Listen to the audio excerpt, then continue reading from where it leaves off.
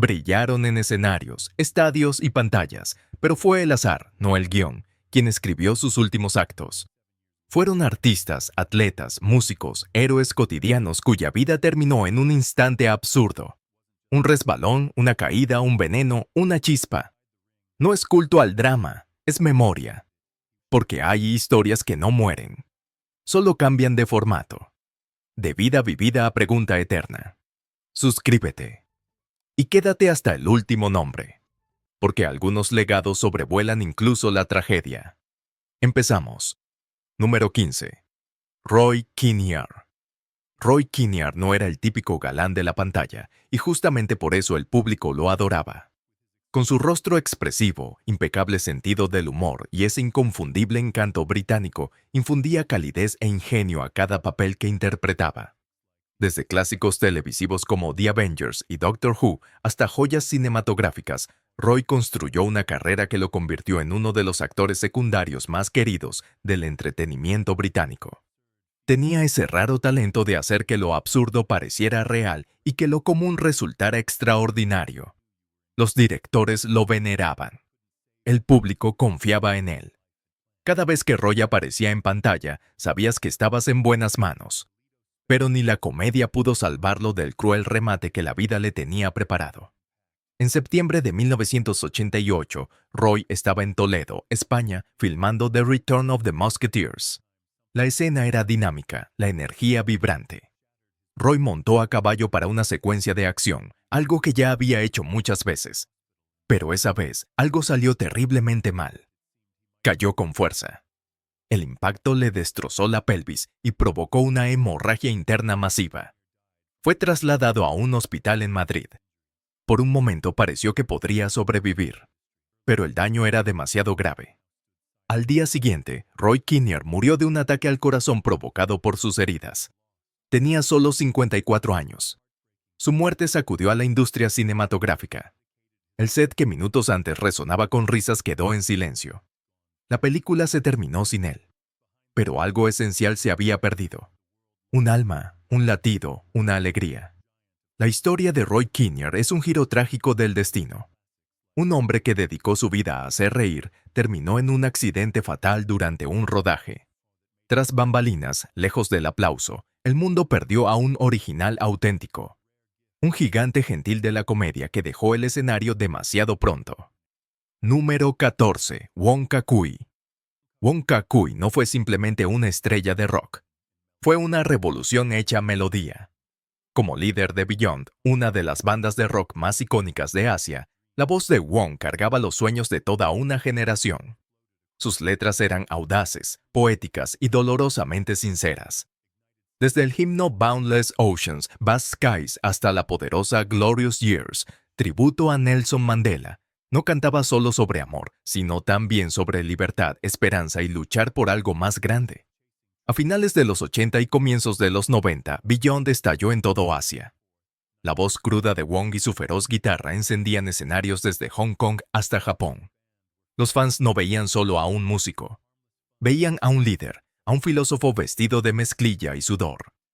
Wong no perseguía la fama. Perseguía la verdad. Y la gente lo seguía. Hasta que llegó el 24 de junio de 1993. Tokio, Japón. Wong y su banda estaban grabando un programa de concursos, entretenimiento ligero entre sesiones de grabación. El estudio era estrecho, el escenario limitado, la energía alta. Y entonces, en un terrible instante, todo colapsó. Literalmente. La plataforma cedió. Wong y el presentador del show cayeron casi 3 metros. Wong aterrizó de cabeza contra el duro suelo del estudio. El presentador sobrevivió. Wong nunca volvió a levantarse. Fue llevado al hospital. Cayó en coma. Durante 6 agónicos días, sus fans rezaron, encendieron velas, hicieron vigilias. Pero el 30 de junio, Wong Kar-wai fue declarado muerto. Tenía apenas 31 años. Su fallecimiento estremeció a Asia. Las calles se llenaron de fans en duelo. Las radios repitieron sus canciones una y otra vez. Y el mundo se hizo la misma pregunta imposible. ¿Cómo pudo extinguirse una luz tan brillante de una forma tan absurda? Número 13. Jimmy Heselden. Jimmy G. Selden no nació famoso. Se construyó a sí mismo, ladrillo a ladrillo, tuerca a tuerca. Exminero convertido en millonario hecho a sí mismo, fue una historia de éxito británico. Un hombre que ascendió desde la rudeza de los barrios obreros de Leeds hasta la cima de la invención y la filantropía. Su fortuna vino de innovaciones en defensa, estructuras que salvaban vidas en el campo de batalla. Pero su corazón estaba en dar. Cuando alcanzó el estatus de multimillonario, ya había donado decenas de millones a obras benéficas. Luego vino su siguiente gran paso: adquirir Segway Inc., la compañía detrás del futurista vehículo eléctrico de 2 ruedas. El Segway era elegante, silencioso y prometedor, símbolo de la movilidad del futuro. Selden creía en él, lo promovía, lo conducía y, trágicamente, murió sobre él. 26 de septiembre de 2010. Jimmy estaba en su propiedad cerca de Thorpe Arch, Inglaterra, paseando en su Segway por un sendero boscoso. Un paseador de perros se aproximaba en dirección contraria. En un gesto de cortesía, Selden retrocedió para darle espacio. Un solo paso en falso. Una fatal maniobra. Cayó por un acantilado de 9 metros hacia el río Wharfe. Su cuerpo y el Segway fueron encontrados sumergidos por el equipo de rescate. El informe forense confirmó lo impensable. Selden había muerto por múltiples traumatismos contundentes. Un accidente trágico. Una ironía mortal. El hombre que ayudó a crear máquinas para salvar vidas, que compró la compañía detrás de uno de los inventos más comentados del siglo XXI, perdió la vida por una de ellas. Los titulares fueron crueles. El giro casi surrealista. Pero Jimmy Selden fue mucho más que la ironía de su muerte. Fue un constructor, un donante, un visionario que nunca olvidó de dónde venía. Número 12. Olive Thomas. Olive Thomas. Ella fue la It Girl original de Hollywood, un símbolo resplandeciente de la era del jazz. Con su sonrisa deslumbrante y espíritu rebelde, Olive Thomas cautivó a una nación durante la era del cine mudo. De corista en el espectáculo de Ziegfeld Follies a estrella de la pantalla plateada, su ascenso fue meteórico. Joven, hermosa y adorada, vivía en un torbellino de noches con champán y luces centelleantes. Pero detrás del glamour ya se escribía un guión trágico. París, 5 de septiembre de 1920. Olive y su esposo, el galán del cine mudo Jack Pickford, estaban de vacaciones con estilo, disfrutando la vida nocturna europea. Aquella noche regresaron a su lujosa suite alrededor de las 3 a.m. Ambos estaban intoxicados, ambos exhaustos. Lo que ocurrió después aún resuena en la mitología de Hollywood. En medio de la confusión, Olive tomó una botella. Tal vez pensó que era medicina para dormir. Tal vez simplemente no pudo leer la etiqueta escrita enteramente en francés. Pero lo que tragó no era inofensivo. Era cloruro de mercurio, un poderoso tratamiento tópico recetado a su esposo para tratar la sífilis crónica. Solo un sorbo, eso bastó. Al darse cuenta de la gravedad del error, Jack la llevó corriendo a un hospital parisino, pero el veneno ya había devastado su cuerpo. Durante 5 días agonizantes, Olive luchó por sobrevivir. Luego, a los 25 años, se desvaneció. Una estrella nace Natalie en ascenso extinguida demasiado pronto. Su muerte sacudió al mundo del espectáculo. Circularon rumores. ¿Fue suicidio? ¿Un ataque de celos? ¿Un escándalo? La verdad era más simple y escalofriante. Un error fatal cometido en un momento de vulnerabilidad. Un final trágico para una vida vivida entre el brillo y los suspiros. Número 11. Mark Friedrich. Lo llamaban el pájaro, no solo por su aspecto, delgado y de ojos desorbitados, sino porque volaba en el montículo. Mark Friedrich no era solo un lanzador. Era un fenómeno. Con su encanto torpe, su melena rizada y el hábito de hablarle a las pelotas entre lanzamientos, iluminó las grandes ligas en 1976 como un cometa en el cielo. Novato del año, All-Star, una era de 234, 24 juegos completos. Detroit no solo lo adoraba, lo veneraba. Pero esa clase de magia es frágil. Las lesiones cortaron sus alas. Un año fue el rostro del béisbol. 5 temporadas después, estaba fuera de la liga. Pero nunca perdió su chispa. Volvió a Massachusetts para una vida más tranquila, conduciendo camiones, arreglando motores, criando una familia. Entonces llegó el 13 de abril de 2009. Mark trabajaba en su volquete de 10 ruedas en casa, algo que había hecho incontables veces. Pero aquella tarde de primavera ocurrió lo inimaginable. Su ropa se enganchó en el eje de toma de fuerza giratorio del camión. La máquina no se detuvo, lo arrastró. Un amigo de la familia lo encontró debajo del camión. Mark había muerto por asfixia, solo, brutalmente, a los 54 años. La noticia fue que un puñetazo al estómago. ¿Cómo podía morir de forma tan horrible alguien tan lleno de vida, tan lleno de alegría? Sin drogas, sin drama, solo un hombre haciendo un trabajo honesto y siendo tragado por él. La muerte de Friedrich no solo fue trágica, fue cruelmente irónica. Un hombre que alguna vez dominó el montículo, que jugaba con alegría infantil ante miles, fue silenciado no por la fama ni el fracaso, sino por una máquina en su patio trasero. Número 10. Naya Rivera. Naya Rivera fue una estrella que ardió con fuerza, feroz, divertida e inolvidable. Como Santana López en Glee, aportó filo, vulnerabilidad y poder sin disculpas a un papel que rompió barreras y robó escenas. Pero Naya era más que una revelación. Era una fuerza, una actriz, una cantante, una madre. Su voz podía elevarse. Su presencia podía silenciar una sala. Y sus interpretaciones dejaban a millones sin aliento. Fuera de la pantalla, navegó el caos de la fama con una mezcla de honestidad y fuego. Nunca tuvo miedo de decir lo que pensaba, nunca temió mostrar sus fallas. Eso la hacía real. Eso la hacía querida. Luego llegó el 8 de julio de 2020. Lago Piru, California, un lugar que Naya había visitado muchas veces. Aquella tarde alquiló un barco pontón con su hijo de 4 años, Josie, solo los dos. Un día apacible sobre esas aguas. Pero la naturaleza tenía otros planes. Horas después encontraron la embarcación a la deriva. Josie dormía a bordo. Naya no estaba. Equipos de búsqueda peinaron el lago. La esperanza se tornó temor. Pasaron los días. Luego, al 7º día, encontraron su cuerpo. La autopsia reveló una verdad desgarradora.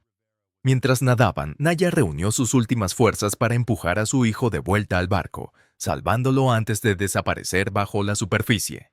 Tenía 33 años. Su muerte dejó al mundo atónito.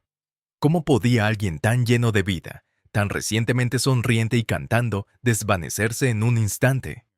Pero incluso en sus últimos momentos, Naya fue una heroína, una madre cuyo último acto fue el amor. El legado de Naya Rivera es más que un personaje, más que una canción. Es el eco de la risa, el poder de la representación y la historia de una mujer que lo dio todo, incluida su vida, para proteger lo que más importaba. Su luz no se apagó, se expandió para siempre en ondas. Número 9. Owen Hart. Owen Hart no era solo un luchador, era realeza de la lucha libre. Nacido en la legendaria familia Hart de Canadá, la grandeza corría por sus venas. Pero Owen no vivía solo del apellido. Se ganó su lugar con un atletismo inigualable, ingenio afilado y un corazón que hacía que los fans lo amaran, fuera héroe o villano. Dentro del ring, era electricidad pura. Fuera de él, humilde, amable y ferozmente dedicado a su familia. Con campeonatos a la cintura y rivalidades inolvidables, en especial su tensa y emotiva saga con su hermano mayor, Bret the Hitman Hart. Owen parecía destinado a una carrera larga y llena de laureles en el cuadrilátero. Entonces llegó el 23 de mayo de 1999. Kansas City, el pago por evento Over the Edge de la WWF.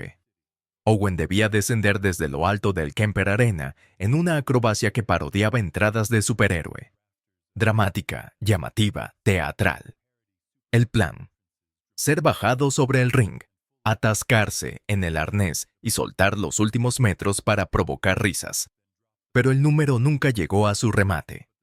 A mitad del descenso, el mecanismo de liberación rápida se activó antes de tiempo. Owen Hart cayó desde unos 78 pies, unos 24 metros. El impacto fue instantáneo, violento, y ante una multitud atónita que al principio no comprendió el horror que se desataba. Los equipos médicos corrieron al ring. La transmisión cortó. Los fans enmudecieron. Owen fue declarado muerto poco después. Tenía 34 años. El mundo de la lucha quedó destrozado. Un intérprete querido perdido ante miles en directo durante lo que debió ser solo otro show. Su esposa, Marta, lideraría después una campaña incansable por reformas de seguridad en la lucha libre y para proteger el legado de Owen de ser explotado, de ser explotado, de ser explotado, de ser explotado. Número 8. Jeff Porcaro. ¿Has oído su ritmo? ¿Has sentido su pulso? Si alguna vez has bailado con África de Toto o te dejaste llevar por el impulso suave de Rosanna, entonces Jeff Porcaro ya ha tocado tu alma. Uno de los bateristas más brillantes de su época, Jeff no solo marcaba el tiempo, lo definía. Con un tempo impecable, potencia sutil y técnica insuperable, ayudó a construir el sonido de Toto desde cero y grabó su nombre en la piedra fundacional de la historia del rock. No era ruidoso, no buscaba el foco. Jeff dejaba que la batería hablara por él y hablaba en volumen. Se convirtió en uno de los músicos de sesión más solicitados de la industria, tocando para leyendas como Steely Dan, Michael Jackson y Paul McCartney. Genio silencioso, impacto atronador. Pero ni las leyendas están a salvo de los giros más extraños del destino. 5 de agosto de 1992. Una cálida noche californiana, Jeff estaba en casa haciendo algo que millones hacen sin pensar. Rociar pesticida en su jardín. Minutos después, colapsó. Los paramédicos llegaron, pero era demasiado tarde. Tenía solo 38 años. El informe del forense dejó atónito al mundo musical. Una reacción alérgica al insecticida provocó un ataque cardíaco masivo. Un simple acto doméstico había robado a uno de los grandes talentos del rock. Sin drogas, sin comportamiento desenfrenado. Solo un error fatal en su propio jardín. Los fans estaban devastados. Los músicos no podían creerlo. El hombre cuyo ritmo había sostenido tantas leyendas se había ido en un instante. No en gira, no en un estudio, sino en el silencio de un jardín. ¿Crees que un solo momento puede acabar con una leyenda? Si es así, comenta. Número 7. Mark Frechet. Mark Frechet no buscó la fama. Ella lo encontró a él. Un alma rebelde sacada del anonimato, ascendió a la fama con Zabriskie Point, el clásico de culto de 1970 dirigido por Michelangelo Antonioni. Con intensidad ardiente y talento crudo, sin formación, Mark no actuaba. Era el personaje. Un joven desilusionado atrapado en un mundo en llamas. La crítica lo notó. Hollywood también. Pero Mark no estaba hecho para alfombras rojas. La fama no lo domó. Chocó con él. Tras su debut explosivo dejaron de llegarle papeles. Rechazó el glamour, la maquinaria, el sistema. A mediados de los años 70 desapareció del foco y reapareció en algo más oscuro. Un fallido robo a un banco. Sí, el hombre que alguna vez fue aclamado como una estrella emergente se convirtió en el reo número 704. Condenado. Y fue en prisión donde su historia dio el último giro trágico. El 27 de septiembre de 1975, con apenas 27 años, Mark hacía ejercicios en el gimnasio de la prisión. Lo que ocurrió después es casi demasiado surrealista para creer. Una barra de 150 libras se deslizó y se estrelló contra su cuello. No podía respirar. Nadie llegó a tiempo. Murió asfixiado bajo el peso, literalmente aplastado en el silencio helado de un gimnasio carcelario. Las autoridades lo calificaron como un accidente fortuito. Sin juego sucio. Solo el destino, cruel e implacable. Un chico dorado de Hollywood convertido en convicto. Una ascensión meteórica. Una caída devastadora. La vida de Mark Frechet ardió brillante y rápido y terminó de la forma más brutal y banal imaginable. No en un set de filmación, sino en el suelo de una prisión. Su muerte no fue solo trágica. Fue simbólica. Un joven aplastado no solo por el hierro, sino por un mundo al que nunca perteneció de verdad. Número 6. Jeffrey Hunter. Jeffrey Hunter tenía el porte de un héroe y el alma de un actor. con penetrantes ojos azules y una mandíbula cincelada, parecía destinado al estrellato, y Hollywood lo supo de inmediato. Desde westerns junto a John Wayne en The Searchers hasta épicas bíblicas como King of Kings, donde interpretó al mismísimo Jesucristo, Hunter no solo actuaba, quedó grabado en la leyenda cinematográfica. Pero quizás su legado más fantasmal quedó literalmente entre las estrellas. Fue elegido como el capitán Christopher Pike en el piloto original de Star Trek. Él estaba destinado a liderar la última frontera. Aunque el piloto no fue aprobado en su forma original, se convirtió en la semilla de una de las franquicias más icónicas de la historia televisiva. Y Hunter fue el hombre que casi la comandó. Pero el destino tenía otros planes. El 26 de mayo de 1969, Jeffrey descendía las escaleras de su hogar en California cuando la tragedia lo golpeó. Sufrió una hemorragia intracraneal repentina, perdió el conocimiento y cayó violentamente. Se golpeó contra una jardinera y luego contra un pasamanos de madera. La escena fue sombría. Un amigo lo encontró allí, inconsciente. Fue trasladado al Hospital Presbiteriano del Valle. Los cirujanos intervinieron, pero era inútil. A las 9:30 de la mañana siguiente, Jeffrey Hunter estaba muerto. Tenía solo 42 años. Una hemorragia, una escalera, un pasamanos.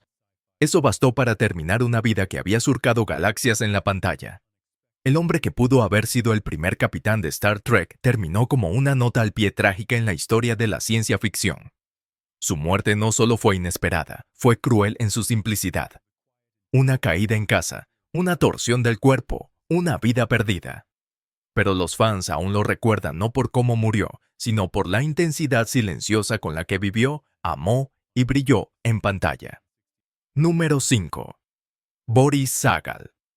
Boris Sagal fue un maestro detrás de la cámara, un director visionario que sabía cómo construir tensión, pintar emociones y dar vida a las historias con una precisión escalofriante.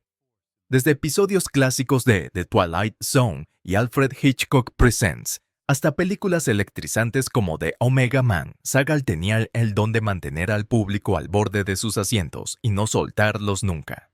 Era un artesano del suspenso, una fuerza silenciosa en la edad dorada de la televisión y un director cuyo toque transformaba cada plano en algo inquietantemente real.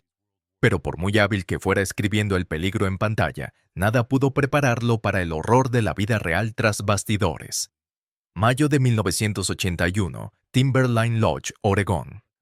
Sagal estaba dirigiendo la miniserie World War Duels, una producción de alto riesgo ambientada en un frío escenario montañoso.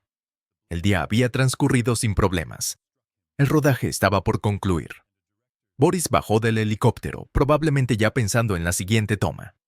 Entonces giró hacia el lado equivocado. En un instante, caminó directamente hacia el rotor de cola giratorio. Las aspas lo golpearon con una fuerza aterradora. El caos estalló. Los miembros del equipo corrieron a ayudar, pero las heridas fueron catastróficas.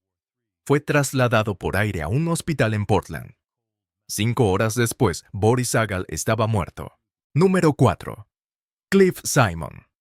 Cliff Simon era una fuerza de la naturaleza, tanto como personaje como en la vida real. Campeón sudafricano de gimnasia y natación, podría haber forjado un nombre en el deporte. Pero Cliff anhelaba algo más.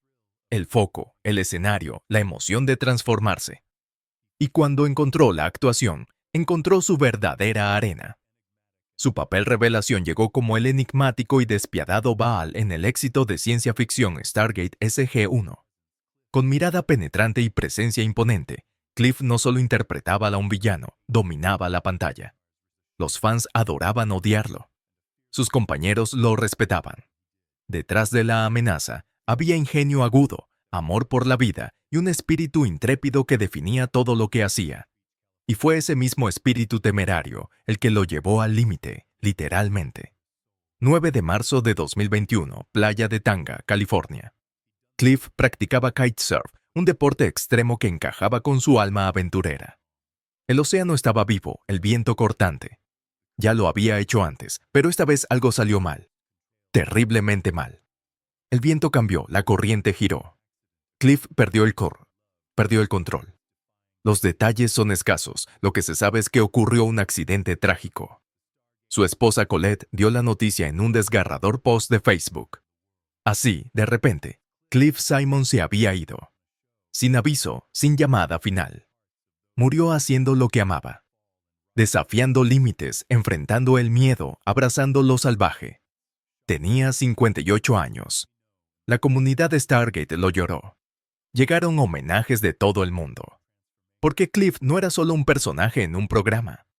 Era un recuerdo grabado en los corazones de quienes lo vieron luchar, caer y levantarse de nuevo en la pantalla. Número 3. Earl Anthony. En el mundo del bowling profesional, Earl Anthony no solo dominaba. Era intocable. Calmado, enfocado, casi mecánico en su precisión. Lo llamaban la máquina. Y con razón. Con 43 títulos del PBA Tour bajo el brazo, Anthony revolucionó el deporte, convirtiendo el bowling en un escenario de alto rendimiento donde la consistencia era la reina y él el monarca. Pero detrás de la expresión estoica y la forma perfecta, había un hombre que llevaba la presión de la grandeza con gracia. Los fans lo reverenciaban. Sus competidores lo temían. Y los libros de récords se inclinaban ante su presencia. No era ostentoso. No lo necesitaba. Dejaba que los pinos y los números hablaran. Y entonces, en 2001, llegó el silencio. Earl Anthony visitaba a un amigo en New Berlin, Wisconsin. Se suponía que sería un día relajado y casual. Pero el destino tenía otros planes. En algún momento de la visita, Earl cayó por unas escaleras. El impacto fue devastador. Se golpeó la cabeza y sufrió heridas graves. Circularon rumores. Quizás tropezó con un gato. Nadie pudo asegurarlo. El hombre que alguna vez dominó las pistas con equilibrio inquebrantable fue vencido por una escalera. A los 63 años, Earl Anthony estaba muerto. No en un escenario. No en una final de campeonato. Sino en la quietud del hogar de un amigo. Sin luces brillantes, sin ovaciones. Solo una caída repentina. Un final trágico para una vida que desafió la gravedad durante décadas. Número 2. Ross Columbo. Ross Columbo tenía esa voz capaz de derretir corazones y hacer cantar a las radios. En los rugientes años 20 y comienzos de los 30, no era solo un cantante.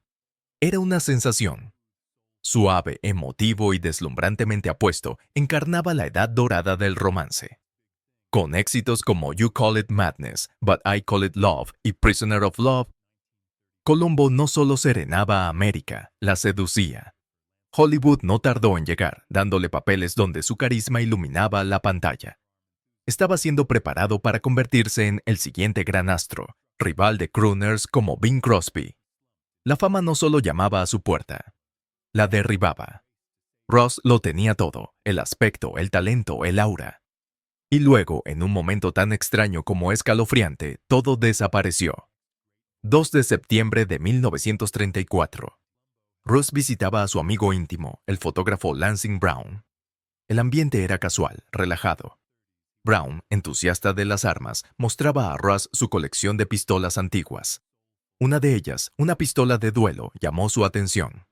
Mientras Brown manipulaba el arma, encendió un fósforo de forma distraída. Entonces, una chispa, un clic, un estruendo. El arma se disparó. La bala rebotó contra una mesa y se incrustó en el ojo izquierdo de Ross. Se desplomó en su silla. El caos fue inmediato. Los cirujanos intentaron salvarlo, pero la bala se había alojado profundamente en su cerebro. Menos de 6 horas después, Ross Columbo, el hombre que estaba destinado a ser la voz de una generación, estaba muerto. Tenía solo 26 años. El accidente dejó atónita a la nación. Fue absurdo, sin sentido. Una estrella en ascenso abatida no por escándalo ni enfermedad, sino por un giro fortuito del destino en la sala de un amigo. Número 1. Anne Heche. Anne Heche vivió su vida como los personajes que interpretó. Salvaje, compleja e imposible de ignorar.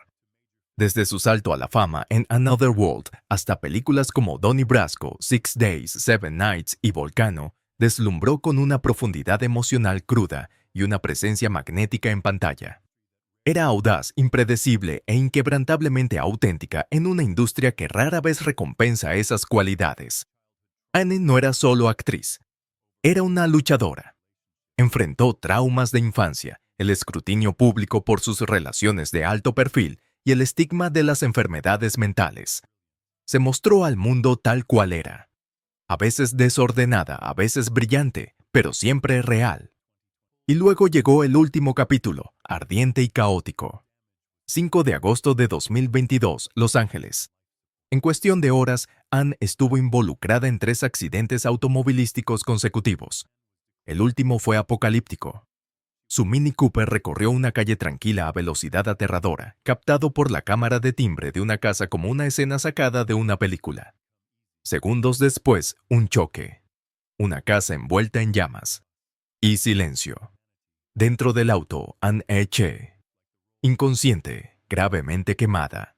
Atrapada mientras los equipos de rescate luchaban contra el infierno. Fue extraída aún con vida, pero apenas.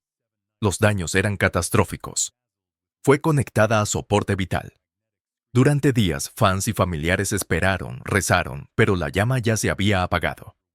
Anne fue declarada con muerte cerebral una semana después. Tenía 53 años. Circularon teorías. ¿Fue consumo de sustancias? ¿Una crisis emocional? ¿Un trágico episodio? Las respuestas no llegaron fácilmente, porque Anne Heche nunca fue sencilla. Fue fuego, caos, humanidad dolorosa envuelta en polvo de estrellas y cicatrices. Perfecto, Robert. Aquí tienes una conclusión centrada exclusivamente en los 15 casos recientes, sin metáforas aéreas ni cruces temáticos. Acabamos de recorrer historias donde el final no llegó desde el cielo ni desde grandes catástrofes. Llegó desde la cotidianidad. Escaleras, jardines, gimnasios, estudios, pasillos, autos. Lugares comunes donde lo extraordinario se detuvo por un instante brutal. No hay épica aquí. Hay silencio. Hay cuerpos sin doble, errores sin rectificación, rutinas que nunca se repitieron. Vidas con talento, impacto y memorias que siguen resonando en canciones, escenas o gestos, pero cuyos últimos segundos fueron todo menos gloriosos. Este recorrido no busca encender mitos, sino apagar la indiferencia. Porque detrás de cada fama hay vulnerabilidad. Y detrás de cada tragedia, una pregunta. ¿De qué está hecho el instante que lo cambia todo? Si alguna historia te dejó pensando, compártela. Y si quieres seguir revelando los bordes ocultos del imaginario pop, suscríbete. Porque hay historias que aún buscan ser escuchadas. Incluso cuando ya no hay escena. Nos vemos en el próximo video.